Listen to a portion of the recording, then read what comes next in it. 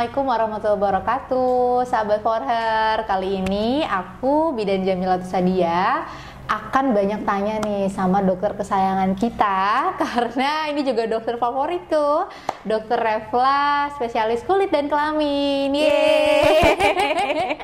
Ketemu lagi dokter ya. Jadi karena memang juga banyak nih teman-teman Bumil dan Busyun suka tanya ke aku, Dok, tentang permasalahan kulit waktu hamil. Jadi akhirnya aku juga senang banget kali ini bisa ngobrol sama Dokter Refla, karena kayaknya ini expertnya yang harusnya jawab gitu ya. Iya. Dan aku pribadi juga pakai Forher dan aku ngerasain banget manfaatnya. Terus memang yang paling penting itu aman gitu, Dok. Makanya aku seneng banget juga pengen sharing ke teman-teman di sini yang Bumil dan Busui. Sebenarnya skincare tuh penting banget, karena waktu aku sebelum hamil tuh gak skincarean dan wah akhirnya butuh obat deh ketemu dokter. Langsung ya dosa-dosanya ya.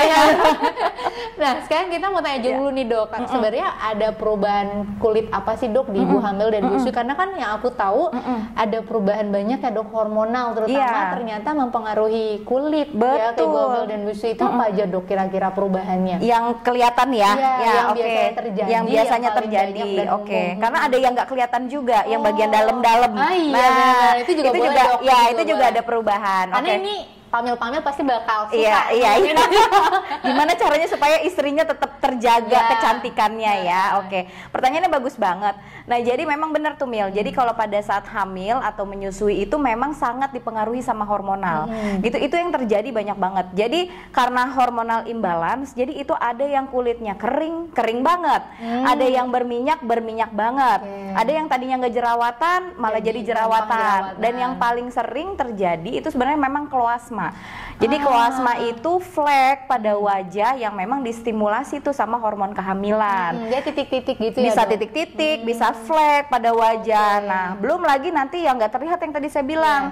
Jadi di leher juga ada warnanya berubah lebih hitam, daerah ketiak, ya, terus daerah selap paha menggelap daripada sebelumnya gitu. Tapi sebenarnya tetap nggak usah khawatir, nanti setelah kehamilan dia akan kembali lagi. Cuman harusnya normalnya tapi nggak 100% biasanya, Mil, gitu. Karena ada apa? Nggak balik, Dok? Ya ada itu, karena selama hamil nggak dirawat gitu. Padahal sebenarnya justru pada saat ada masalah itu harus dirawat.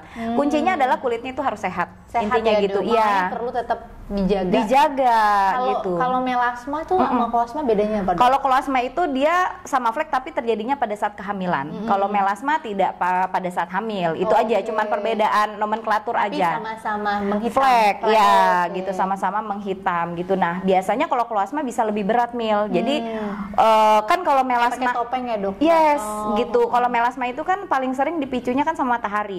Kalau kloasma walaupun nggak kena matahari dia tetap menghitam. Wah, gitu. Dan itu terjadi banget. Nah, mereka biasanya jadi galau. Ini gimana ya? Tapi kok takut pakai skincare gitu. Iya.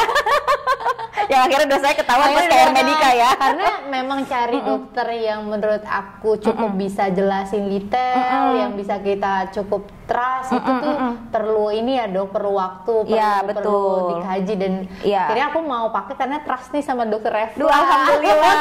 Kalau ibu hamil yang mungkin masih kayak aku dulu ya, Dok, ya salah satunya aku rekomendasi yang memang aku pakai memang Forher. Iya, betul. Itu makanya itu juga kenapa Forher ini muncul, Mil. Jadi Forher itu sebenarnya dia ada banyak series. Nah, salah satunya ini yang Mamis. Nah, jadi Mamis ini memang aku formulasikan memang khusus untuk ibu hamil dan ibu menyusui. Jadi nggak usah nanya lagi, boleh nggak nih buat ibu hamil dan menyusui, gitu. Udah nggak perlu. Jadi memang diformulasikan, kandungannya itu memang yang secara teori juga ya itu memang aman untuk ibu hamil gitu dan menyusui. Jadi memang skincare itu wajib dan kalau bisa tetap pakai ya buat ibu hamil dan menyusui. Nah, kira-kira kandungan skincare yang aman buat ibu hamil dan menyusui itu yang kayak gimana, Dok? Yang paling ada penting teman-teman yang bingung gitu kan, akhirnya ini boleh nggak, ini nggak boleh gitu ya. Iya. Sebenarnya kalau misalkan yang ibu hamil dan menyusui itu yang paling utama, yang paling penting itu adalah skin barrier-nya harus terjaga. Skin barrier. Ya, jadi skin barrier itu sunscreen berarti ya, Dok? Ya, nggak, skin barrier itu untuk yang lembab-lembab, terus udah gitu lapisan kulit terluar kita itu harus dijaga. Itu yang ada ceramide-nya, hyaluronic acid. Nah, itu boleh untuk ibu hamil dan menyusui. Nah, kemudian itu juga boleh pakai AHA. AHA, AHA itu ya, tapi nggak boleh lebih dari 5%. Biasanya tuh 5% ke bawah gitu. BHA pun sebenarnya itu masih boleh Mil, kayak salisilat, tapi cuman boleh 2%, tetapi cuman boleh adanya pada cleanser yang cuman berapa detik doang nempel di kulit, abis itu dihapus gitu. Kalau misalkan krim malamnya itu nggak boleh pakai BHA gitu. Jadi lebih ke untuk skin barrier-nya itu disehatin.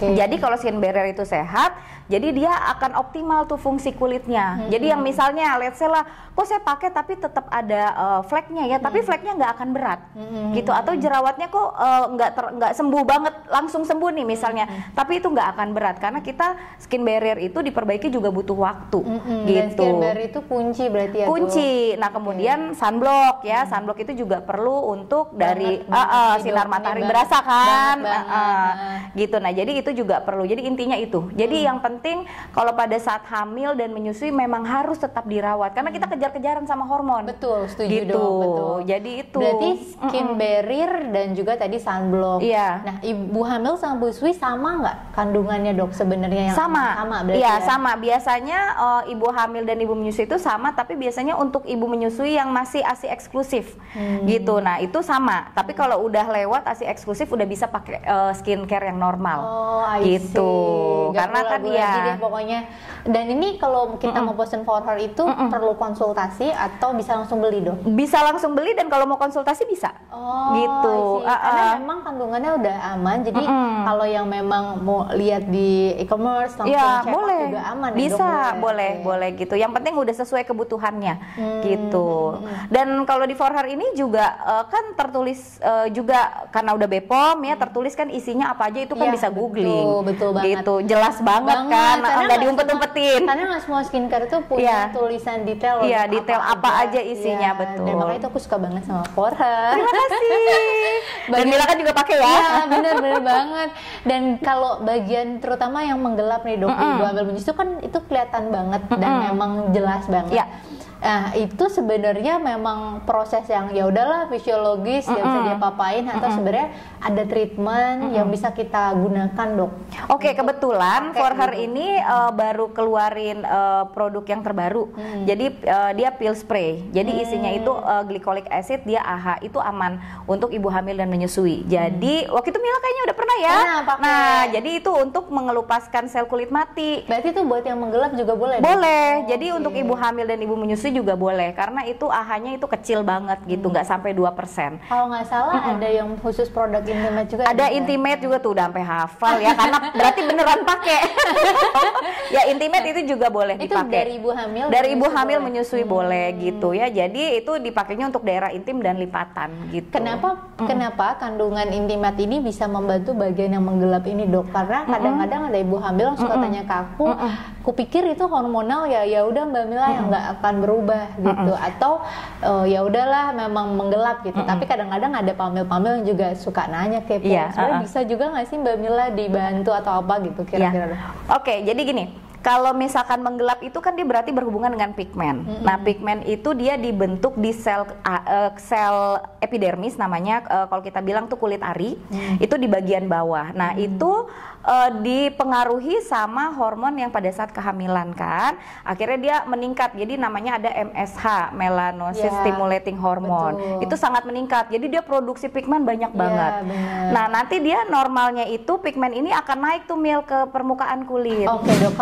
Kalau misalnya treatment dengan tindakan tadi itu kapan boleh dilakukan amannya, Dok? Oke, biasanya treatment setelah, kalau ibunya ada waktu, itu setelah selesai nifas udah bisa. Kalau misalkan visceral berarti kan lemak yang dalam ya. Itu biasanya memang paling penting itu olahraga gitu, atau memang dioperasi. Yang paling sering sih yang aku temuin itu adalah kalau jerawat, itu jerawatnya parah banget Mil. Jadi kalau misalnya jerawatnya udah sampai ada nanah-nanah terus jerawat batu, itu memang harus datang ke dokter spesialis kulit. Karena gitu. Yang terjadi tuh sebenarnya ketika stretch mark tuh apa gitu, Dok, dan bisa dicegah atau ditangani juga nggak stretch mark ini? Nah, ini yang banyak sebenarnya Mil salah paham kalau di luar.